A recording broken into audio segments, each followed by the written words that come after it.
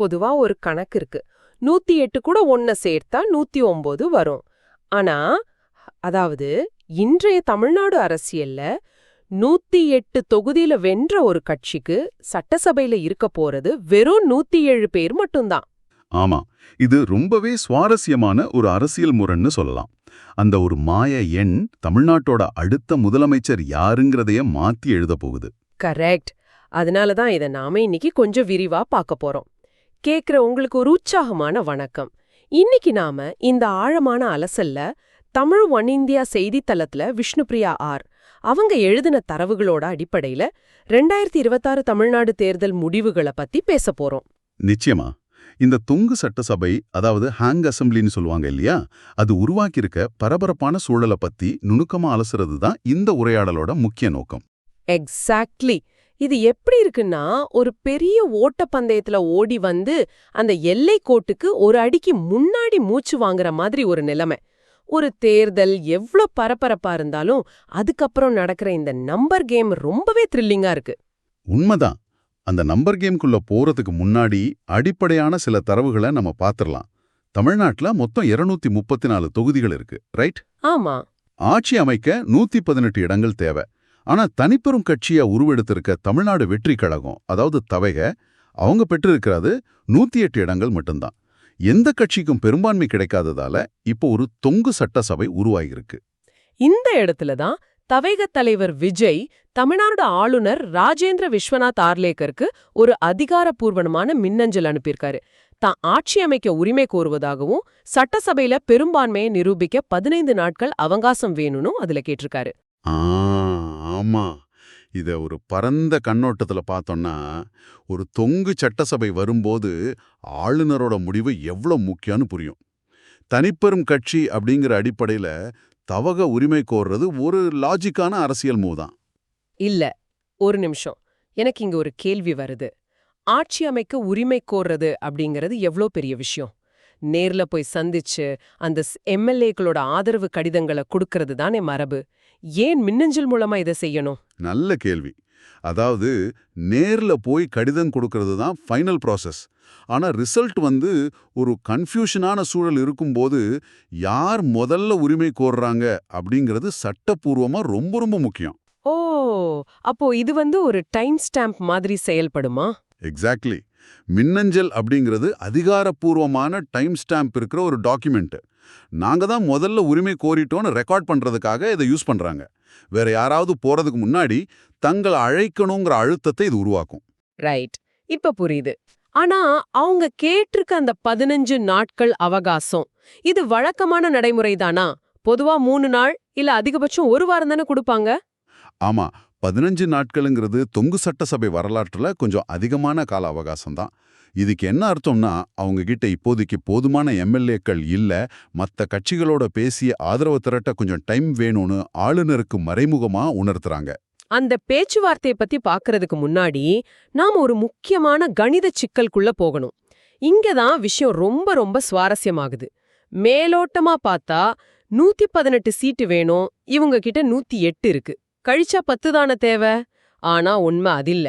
ஆமா, கண்டிப்பா.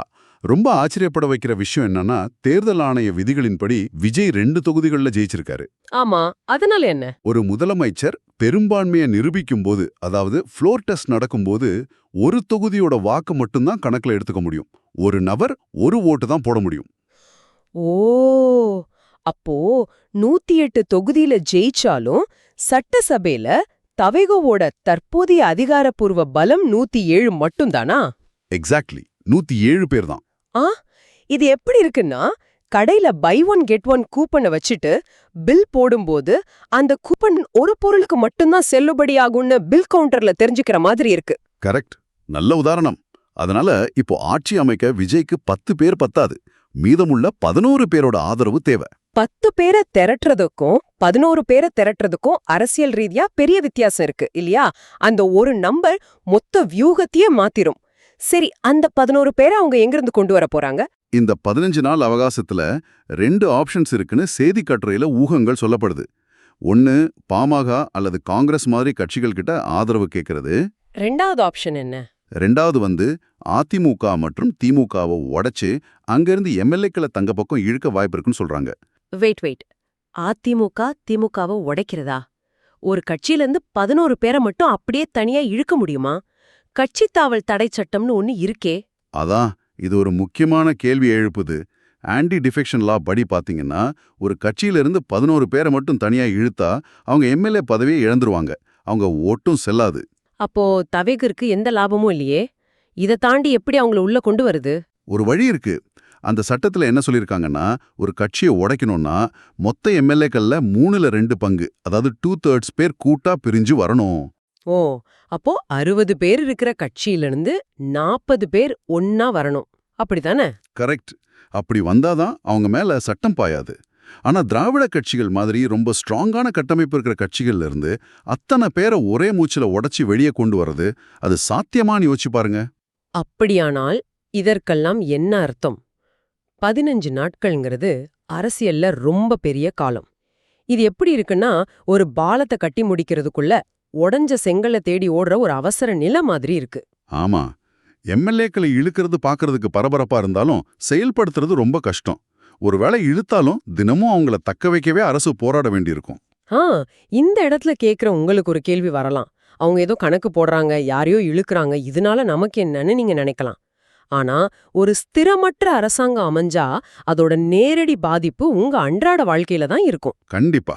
புது வேலைவாய்ப்பு திட்டங்கள், உள்கட்டமைப்பு மேம்பாடுகள், ஏன் உங்க தெருவுல போட வேண்டிய ரோடு கூட இந்த எண்களோட குழப்பத்தால முடங்கி போகலாம். ஒரு பலவீனமான அரசு உறுதியான முடிவுகளை எடுக்க தயங்கும். எக்ஸாக்ட்லி. அதனாலதான் கட்சிகளை உடைக்கிறத விட தேர்தலுக்கு பிந்தைய கூட்டணிகளை, அதாவது போஸ்ட் போல் அலையன்ஸை உருவாக்குறது தான் அடுத்த லாஜிக்கலான மூவ். நீங்க காங்கிரஸ் பாமகவை பத்தி சொன்னீங்க. ஆனா தேர்தலுக்கு முன்னாடி எந்த கட்சியோடும் கூட்டணி இல்ல, தனித்து போட்டின்னு ஒரு கொள்கையோடு தானே அவங்க இந்த 18 இடங்களை ஜெயிச்சாங்க. ஆமா. இப்போ ஜெயிச்சதுக்கு அப்புறம் ஒரு கூட்டணி அமைச்சா அது அவங்களோட அடிப்படை கொள்கைகள்ல எவ்ளோ பெரிய சமரசங்களை உருவாக்கும். இது ஒரு மிகப்பெரிய தார்மீக முரண்பாடு தான். இப்ப பாமக அல்லது காங்கிரஸ் தேவைனா அவங்க சும்மா ஆதரவு கொடுக்க மாட்டாங்க இல்லையா?